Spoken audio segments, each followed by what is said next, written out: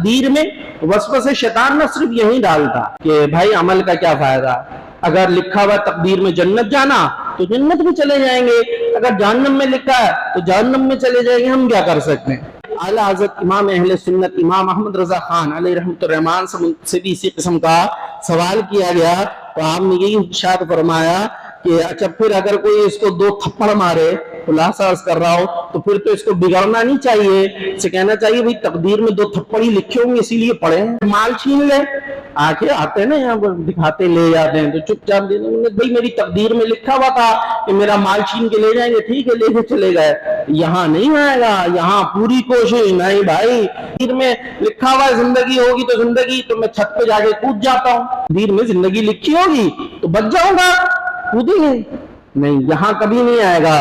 وسوسہ آئے گا کیونکہ شیطان کا مقصد کیا ہے، نیکی سے روکنا اور گناہ میں لگانا، تو صرف یہی پر ڈالتا ہے تقدیر کے اوپر مسئلہ کہ جناب نیکیاں لکھی ہوں گی تو نیکیاں کریں گے، گناہ لکھے ہوں گے تو گناہ لکھے ہوں گے، حالانکہ تقدیر میں تو ہر بات لکھی ہوئی ہے۔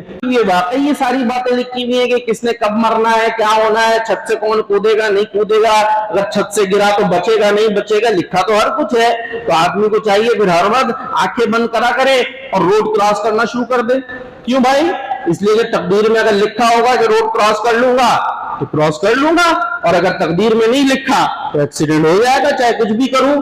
ایسا کوئی کرتا ہے؟ کبھی ایسا خیال آیا دل میں؟ ایسا کبھی خیال نہیں آئے گا۔ روڈ پار کرتے ہوئے آدمی یوں دیکھے گا یوں دیکھے گا، بالکل یہی کرنا چاہیے کیونکہ آدمی کو حکم کیا ہے، کوشش کرنے کا۔ اس کے مضمون میں بھی یہ ملتا ہے کہ مضمون کا خلاصہ میں بیان کر رہا ہوں کہ آپ کے لیے کیا لکھا ہے، یہ جہنم لکھی ہے یہ جنت لکھی ہے، کیسے پتا چلے؟ تقدیر میں عمل سے پتا چل جائے گا۔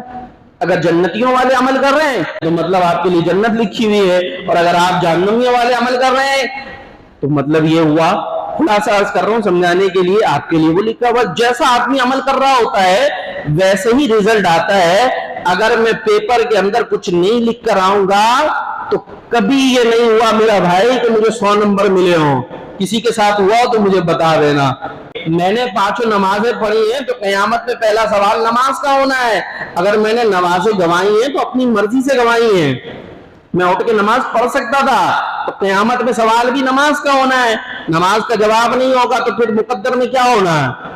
یہ بات ہے پہلے سے بتایا ہوا ہے 2 اور 2 4، تو آپ 2 اور 2 4 کا اصول جو پتا ہے نا، ہمیں حکم ہے کہ اسی پر عمل کریں۔ اللہ تبارک و تعالیٰ کی رحمت پر نظر رکھے، کوشش کرنا ہمارا کام ہے۔ اللہ تبارک و تعالیٰ اپنی رحمت سے ہرگز بھی محروم نہیں کرے گا۔